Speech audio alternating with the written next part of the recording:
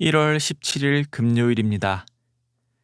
오늘 우리가 함께 나눌 말씀은 에베소서 4장 25절부터 32절까지의 말씀입니다.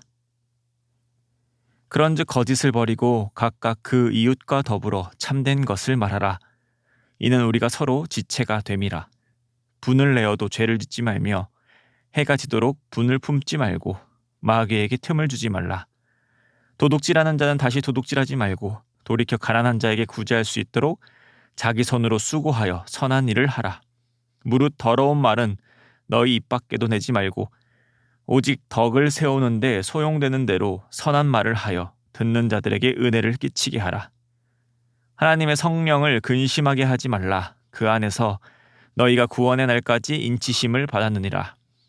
너희는 모든 악독과 노함과 분냄과 떠드는 것과 비방하는 것을 모든 악의와 함께 버리고 서로 친절하게 하며 불쌍히 여기며 서로 용서하기를 하나님이 그리스도 안에서 너희를 용서하신과 같이 하라. 아멘. 사도 바울은 에베소서 4장을 통하여 그리스도인으로 어떻게 살아가야 할지에 대해 권면하고 있습니다.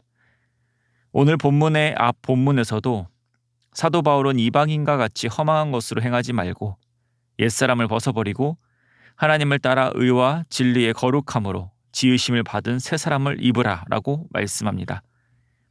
오늘 본문은 앞에서 새 사람을 입은 자의 구체적인 삶에 대해 말씀합니다. 먼저 25절에 거짓을 버리고 이웃과 더불어 참된 것을 말하라 라고 말씀합니다. 이 말씀은 스가랴 8장 16절의 말씀을 인용한 것입니다. 유다는 그들의 악행에 의해 하나님께 징벌을 받을 것입니다. 그러나 하나님께서는 유다를 다시 고치시고 회복시키며 선으로 행하실 것입니다. 그럴 때 하나님께서 유다에게 명령하시는 첫째 명령이 바로 진리를 말하라는 것이었습니다.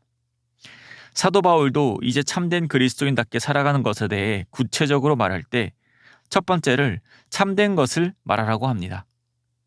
거짓을 버리고 참된 것을 말하는 것이 왜 중요할까요? 25절 하반절에서 그 이유를 말씀해주고 있습니다. 이는 우리가 서로 지체가 됨이라. 그리스도 안에서 우리는 한 몸입니다.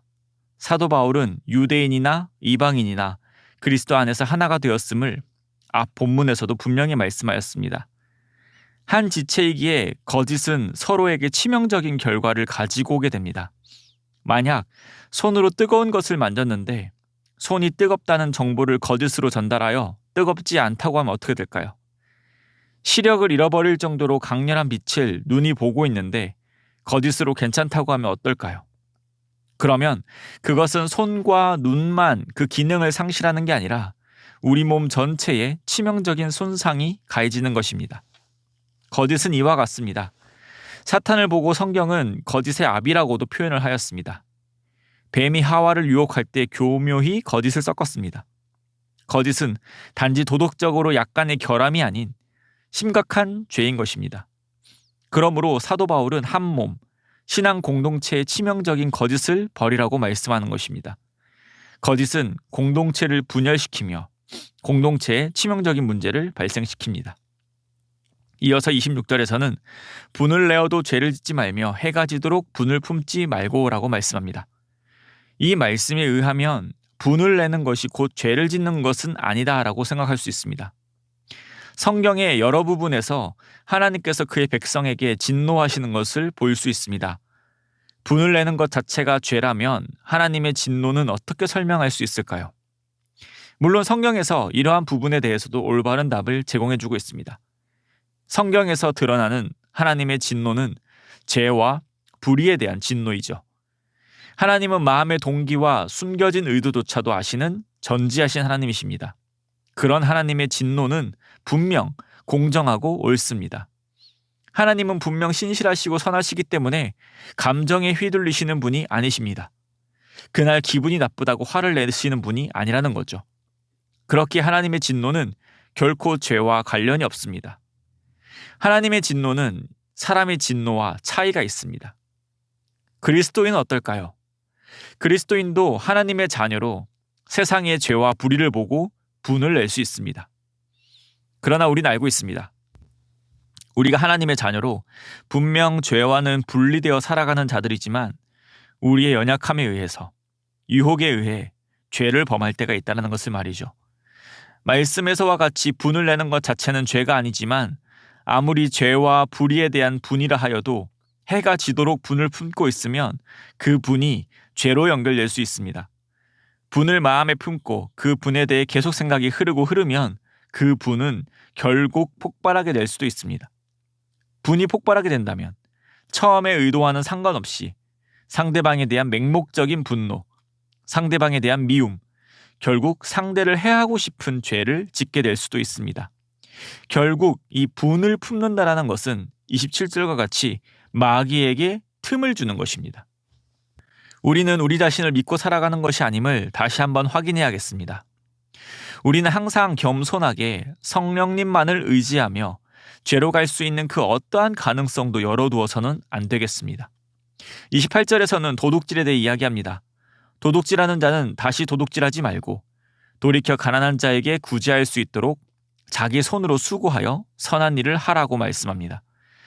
오늘날에는 다양한 법과 제도로 노동자를 보호해주지만 그 당시에는 상대적으로 이런 부분이 빈약했습니다.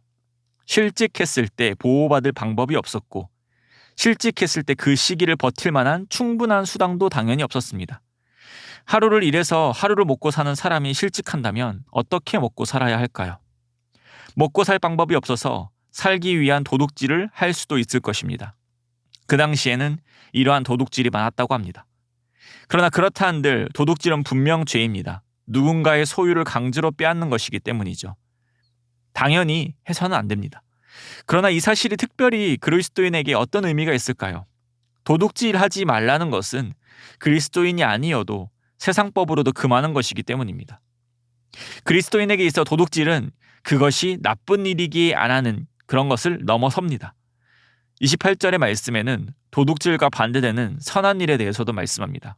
이 둘을 비교하면 도둑질은 물질을 얻기 위한 쉬운 방법입니다.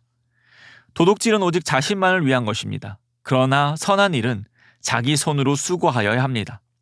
또 선한 일은 나를 위한 것이 아니라 28절 중반에 보는 바와 같이 가난한 자에게 구제할 수 있도록, 즉 이웃을 위한 것입니다. 그리스도인은 자신만을 위해 살아가는 자들이 아닙니다.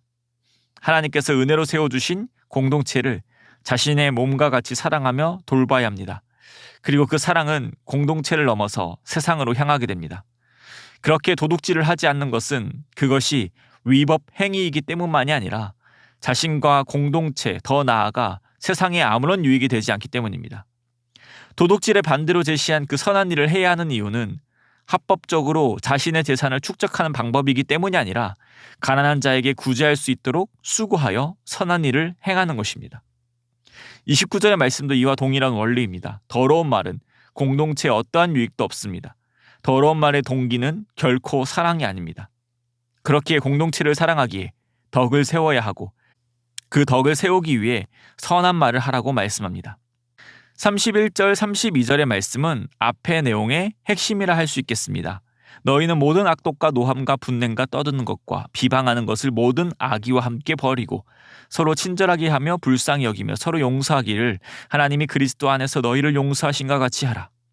이것이 바로 새 사람을 입은 자들의 모습입니다. 하나님을 사랑하고 이웃을 사랑하는 자의 모습이라 할 수 있습니다. 이런 참된 그리스도인의 삶의 모습은 30절에서 말씀하는 바와 같이 구원의 날까지 인치심을 받은 자다운 모습입니다.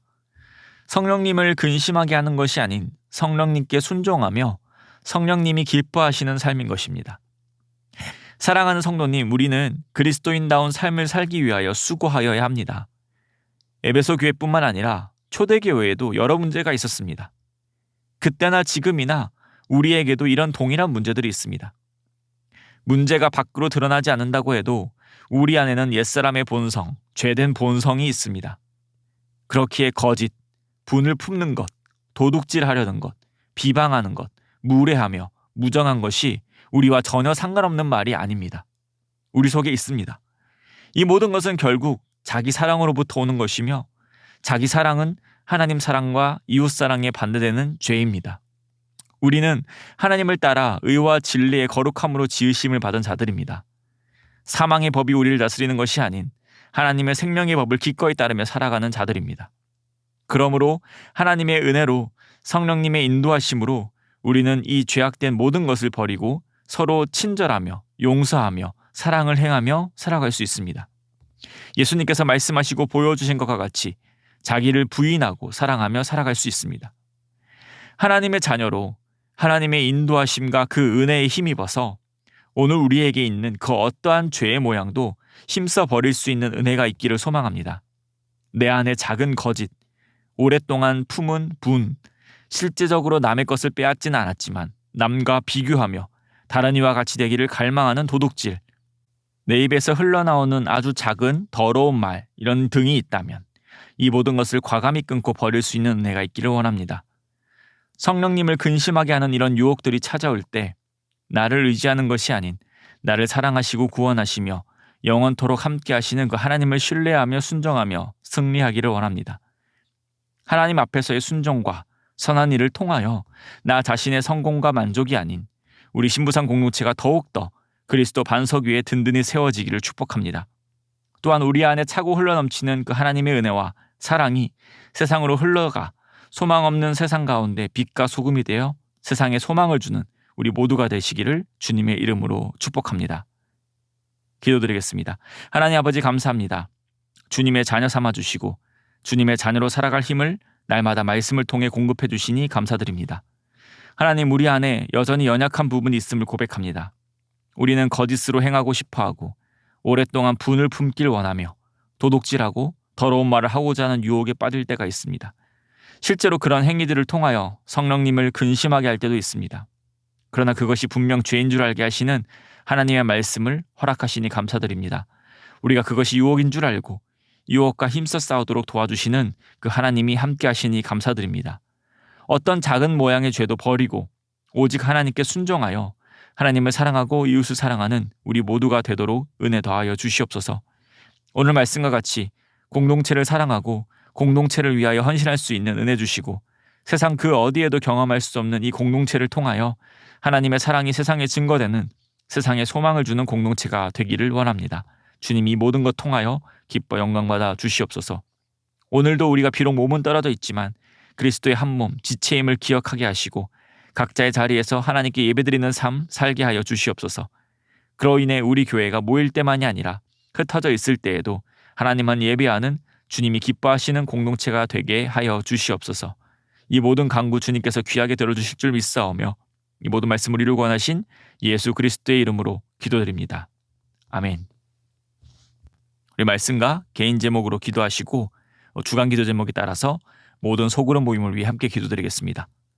다락방 모임, 전도회 모든 모임들마다 예수 안에서 한 가족과 같이 은혜를 나누는 모임이 되게 하시고 우리 교회 안에 소외되는 영혼이 하나도 없는 사랑 많은 가정 같은 교회 될 수 있도록 기도해 주시기 바랍니다. 우리 모든 소그룹 순장님들과 교회를 책임지고 섬기시는 장로님들을 위해서 함께 기도해 주시기 바랍니다.